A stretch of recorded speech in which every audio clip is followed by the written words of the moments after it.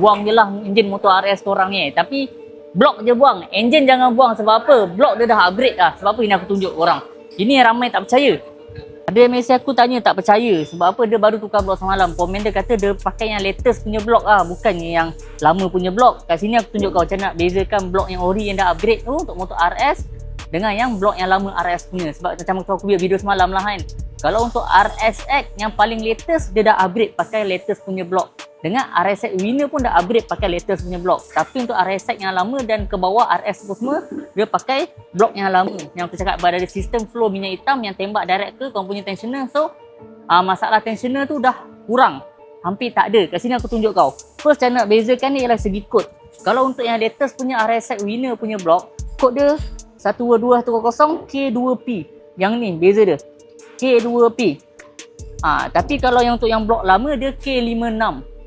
Dekat K56 dia punya kod pun lain. Okay, second, kalau kau nak tengok paling ketara ialah dia punya blok kat sini lah.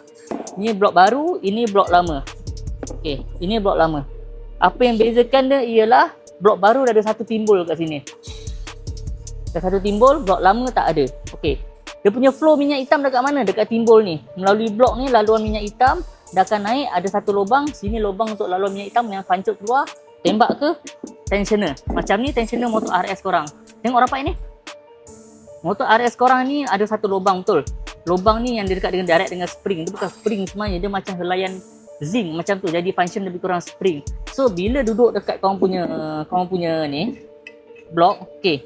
Laluan minyak hitam ni yang dia buat ni akan tembak direct dekat korang punya spring, korang punya tensioner. So dekat sini tensioner spring tensioner korang ni akan dapat minyak yang mencukupi lah. Sebab tu itu ada perkara benda yang dia upgrade dekat blok RSX Winner baru dan RSX yang latest baru, yang tak ada dekat blok motor-motor RSX lama dan RS lama.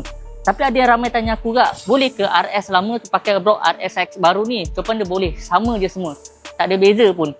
Tapi berapa kos nak repair, tengok bergantung atas bengkel kau. Macam kita orang, kau ambil direct original Honda punya, memang aku cakap lah, kalau ori memang datang asing, piston apa semua ni asing. One set block, piston, piston apa semua ni harga 520. Original betul-betul Honda kalau nak tukar.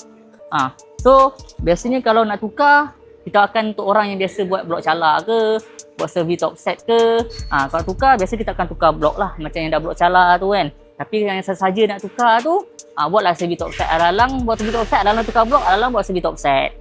So clear. Perbezaan dia paling ketara. Sebab ramai juga yang PM aku kata nak tukar blok semata-mata kan. So itu harga dia. So clear? So untuk korang mana yang ada masalah motor, jangan tunda-tunda, datang je dulu bengkel kita. Sebab ramai yang PM aku, mesej aku, bang ni masalah ni motor apa, masalah apa datang je bengkel kita, terus Pomen check. Check tak ada bayar apa-apa pun. Pomen akan check, bagi advice, nak buat tak nak buat belakang kira, yang penting check dulu. Jangan sampai motor dah betul-betul rosak baru datang bengkel. Dia makan modal. Ini selalu jadi. Papa datang je bengkel kita dulu. Kalau ada masalah motor nak tanya, datang je bengkel. Setiap Pomen akan ada in charge, ada branch manager yang pakai baju biru biasanya kan. Itu biasa ketua yang korang boleh refer. Penat lah. Tadi jogging